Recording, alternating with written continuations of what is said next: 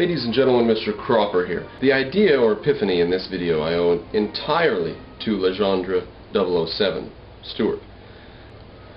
I recently reviewed his notes for a book he's working on, and something in there, and I hope he doesn't mind me mentioning this little fact that I'd never heard before, something in there is very interesting. So let's just put that in our pocket. We got this from Legendre's upcoming book. I don't know when it's upcoming, but I can't wait. Picture, if you will, an economy with thousands of companies. And one company, let's say in the retail sector, lowers its price considerably. Say it's able to cut the amount of money it spends on wages in half because of mechanization or whichever. Or they just have a new or better system that nobody else saw a system. Nobody else has devised a system this good. Whatever it is, they lower their cost drastically. The first thing that happens over the next months or year or so is that particular retail store is going to take business from others, and a few of the others are going to have to die. That looks a little bit like an ecological system, doesn't it? At first, a few other retail outlets just have to close their doors. They just can't compete.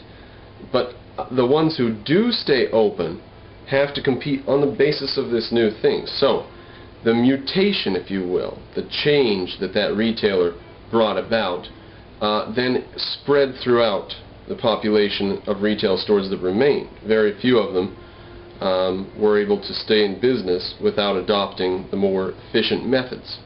That's true in every branch, not just retail, but industry in general, and every other branch of the economy that you can name. It is true that the innovation on one person, on the part of one person, necessitates that the other people in society follow and conform to that innovation, or they just go bankrupt or whatever. They just can't afford to compete. Like, for example, the people who made wooden barrels used to make wooden barrels for you to keep, barrels of whatever you need. They'd make you a wooden barrel. If they were still in business today, I mean, they couldn't be. They would have gone broke, because a wooden barrel would cost, $100 or whatever, and you can get a steel barrel for 25 or 30 or something like that. So the relative costs, even though it was the best thing we had before, there's no other way to do it before, you just had to make a barrel out of wood. We couldn't afford to make them out of metal before, but once somebody came along and was able to afford to make it out of metal, and was able to do it profitably for less than the wood is just gone. It's just out of the market. There are no more horseless carriages. There are no more rotary phones. I'm sure they're still being sold, but you know what I mean.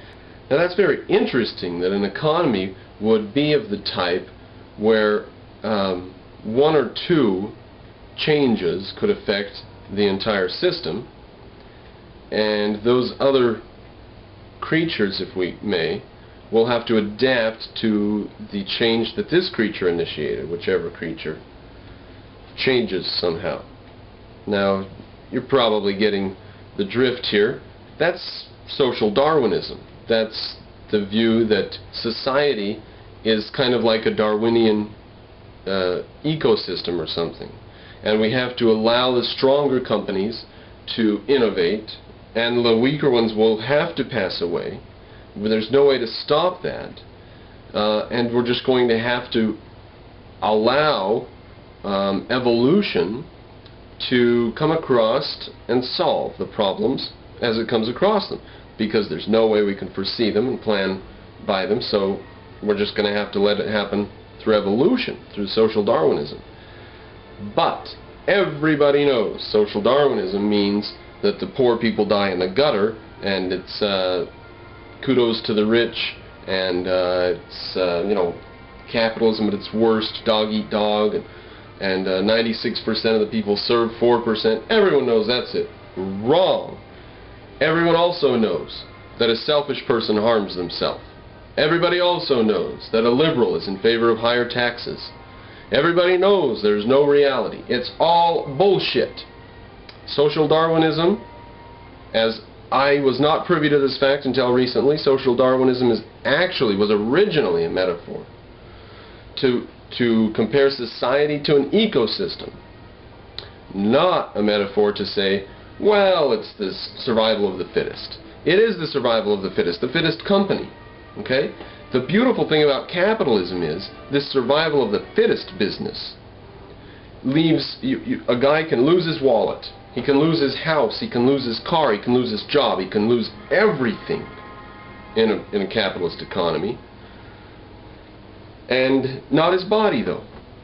That's wonderful. He still has his body and his head and his brains and his freedom and his rights. In other economies, the social Darwinism, the survival of the fittest in a non-free economy, involves the use of physical force. It is not as pretty, like people being put in prison for owning a business, just because their competitor has state power and stuff like that, which has happened in Russia recently, within the last decade. So social Darwinism is actually comparing a free economy, saying that in a free economy there's this sort of organic growth.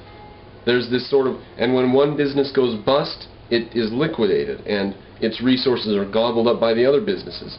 Just like when a deer dies in the woods, there's all kinds of scavengers that make their way to it. And we have to allow, and this social Darwinism, the idea of let the poor pass away. Let the poor businesses pass away. Okay? Not the poor people. Don't you get it? There aren't any poor people in capitalism. Not compared to other systems. Now, we're going to have to reclaim this ground. We're going to have to reclaim social Darwinism. We're going to have to explain it because it's a very valuable insight. And it's going to be very useful as a concept in the future to explain why it is that the state can't intervene. Because the state intervening in this dynamic system of evolution is kind of like the Environmental Protection Agency, the American EPA, going in and trying to stop spotted owls from going extinct. No species in the history of the world has ever been free of extinction except like cockroaches.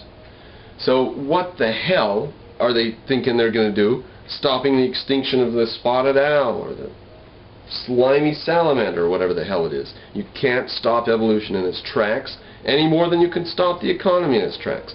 That's the original epiphany of social Darwinism, not the idea of survival of the fittest and the poor in the gutter.